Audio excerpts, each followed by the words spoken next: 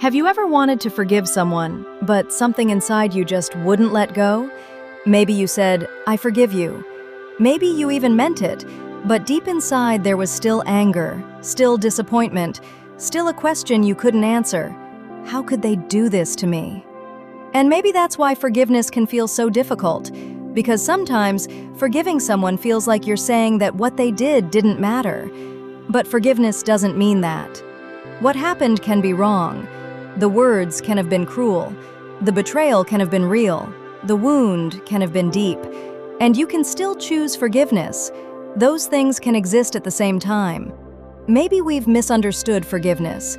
We sometimes think forgiveness means saying, "It's okay." But what if it wasn't okay? What if someone broke your trust? What if they lied to you? What if they walked away when you needed them? What if someone said something that stayed with you for years? Forgiveness doesn't require you to rewrite the story. It doesn't ask you to pretend that the pain wasn't real. And it doesn't mean that every relationship has to go back to the way it was.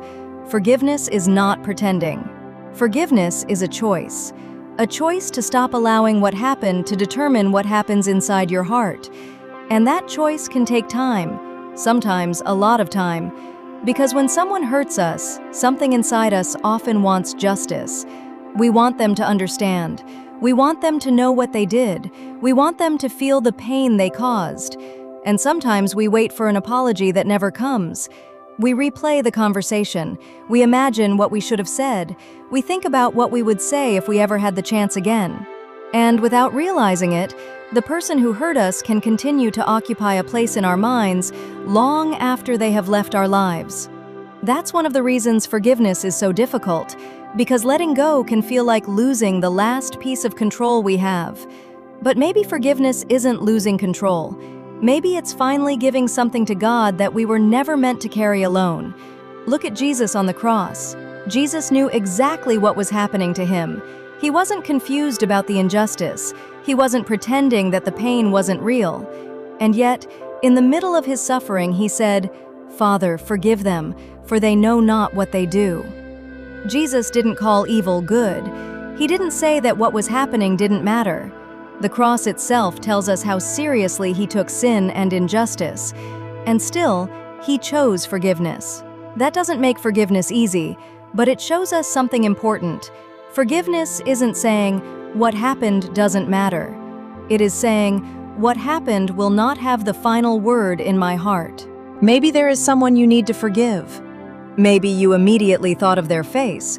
Maybe you remembered a conversation. Maybe you remembered something that happened years ago. And perhaps you're thinking, "I know I'm supposed to forgive, but I don't know how."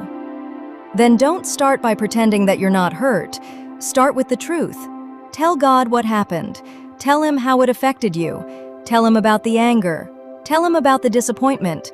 Tell him about the part of you that still wants justice. You don't have to hide any of that from him. God already knows. And perhaps forgiveness begins with something much smaller than saying, "I am completely over this." Maybe it begins with, "God, I don't want to carry this forever." Maybe it begins with, "I don't know how to let go, but I want to learn." That's still a step. And here's something important. Forgiveness doesn't mean you have to remove every boundary. It doesn't mean you have to trust someone again immediately. It doesn't mean you have to return to a relationship that was unhealthy. And it doesn't mean that reconciliation is always possible. Forgiveness and reconciliation are not the same thing. Forgiveness is something you can choose before another person changes. Reconciliation often requires something more: truth, repentance, change, and rebuilt trust. You can forgive someone and still know that you need distance. You can forgive someone and still protect your heart, because forgiveness isn't weakness. Sometimes forgiveness is one of the strongest things you can do. And perhaps this is where the journey really begins. Not with forgetting, not with pretending, not with forcing yourself to feel something you don't feel yet, but with a decision. I don't want this hurt to own me. I don't want bitterness to become part of who I am. I don't want someone else's actions to determine the kind of person I become.